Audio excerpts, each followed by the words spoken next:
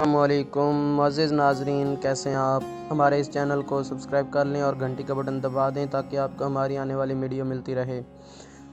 مجید امجد 29 جون 1914 کو جنگ صدر مگیانہ میں پیدا ہوئے۔ وہ ایک غریب اور شریف گھرانے سے تعلق رکھتے تھے۔ ابھی وہ 2 برس کے تھے جب ان کی والدہ اپنے شوہر سے الگ ہو کر میکے آ گئیں۔ امجد نے ابتدائی تعلیم اپنے نانا سے حاصل کی، جن کا شمار جنگ کے صوفیاء میں ہوتا تھا۔ گھر سے ملحقہ مسجد میں انہوں نے چند سال قرآن، اسلامیات، فارسی، عربی اور طب وغیرہ کی تعلیم حاصل کی۔ 1930 میں میٹرک اور 32 میں انٹرمیڈیٹ کے امتحان اچھے نمبروں سے پاس کیے۔ 1934 میں اسلامیہ کالج ریلوے لاہور سے BA کی ڈگری حاصل کی۔ اس زمانے میں دنیا عظیم اقتصادی بحران کا شکار تھی، اس لیے ملازمتیں عنقا تھیں۔ مجید امجد جنگ میں ایک مقامی ہفتہ روزہ اخبار عروج سے بطور مدیر وابستہ ہو گئے۔ کچھ عرصہ کلرک کی حیثیت سے بھی کام کیا۔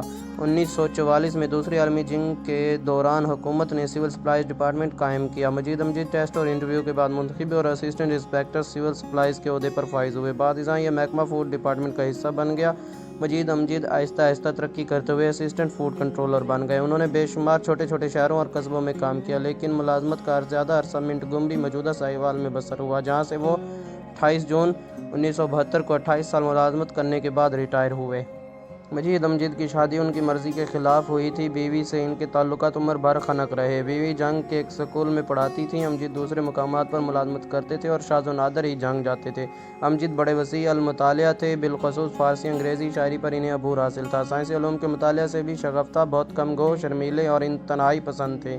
اپنی ذات اور شاعری کے بارے میں قطعاً گفتگو کرنا پسند نہیں کرتے تھے۔ حقیقی معنوں میں ان کا کوئی دوست نہیں تھا۔ وہ ملنے جلنے والوں سے ذاتی معاملات پر کبھی گفتگو نہیں کرتے تھے۔ انتہائی دیانتدار اور خوددار تھے۔ جوانی میں امجد خوش شکل تھے، لیکن رفتہ رفتہ بیمار رہنے لگے اور بہت دبلے پتلے ہو گئے تھے۔ لمبا قد تھا، اس لیے دبلاپے نے حسن صورت میں کمی کر دی۔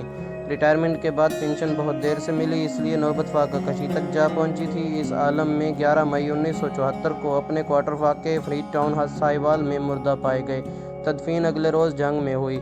ان کی لوح مزار پر انہی کا یہ شعر کندہ ہے: کٹی ہے عمر بہاروں کے سوگ میں امجد، کٹی ہے عمر بہاروں کے سوگ میں امجد، میری لحد پہ کھلیں جاویداں گلاب کے پھول۔ طارق ٹی وی الیکٹرانکس کو سبسکرائب کریں اور گھنٹی کا بٹن دبانا مت بھولیں۔